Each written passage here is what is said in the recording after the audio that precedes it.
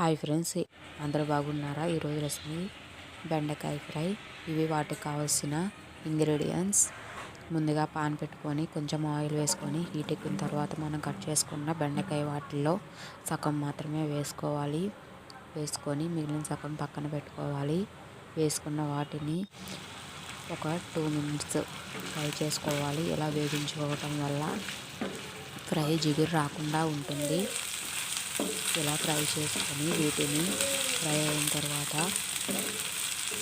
వేరే బౌల్లోకి తీసేసుకోవాలి. మళ్ళీ మిగిలిన బెండకాయ ముక్కలను కూడా వేసుకొని ఇదే విధంగా ఫ్రై చేసుకోవాలి.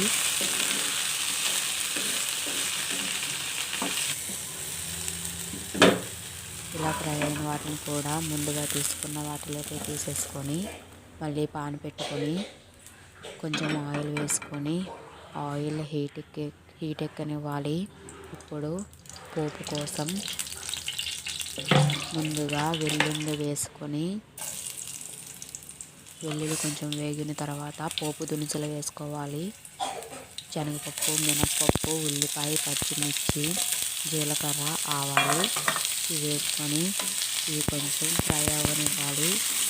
ఇవి కొంచెం ఫ్రై అయిన తర్వాత ఎండుమిర్చి, కరివేపాకు కూడా వేసుకొని ఇవి కూడా ఫ్రై అవ్వనివ్వాలి.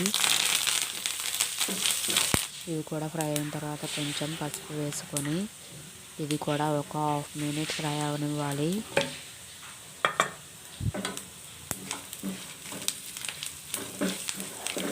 ఇలా ఫ్రై అయిన తర్వాత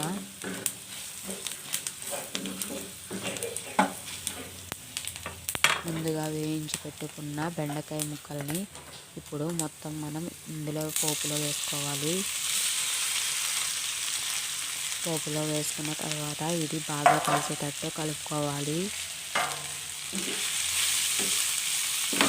తర్వాత కొంచెం వేగిన తర్వాత సాల్ట్ వేసుకోవాలి.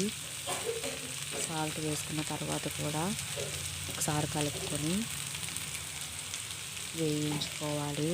ఒక 2 minutes వేయించుకున్న తర్వాత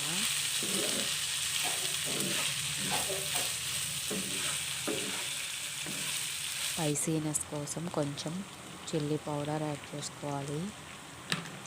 యాడ్ చేసుకొని ఒక 2 minutes ఉంచుకొని ఫ్రై చేసుకొని ఆఫ్ చేసుకోవడమే, అంతే. Thanks for watching this video. Please support my channel.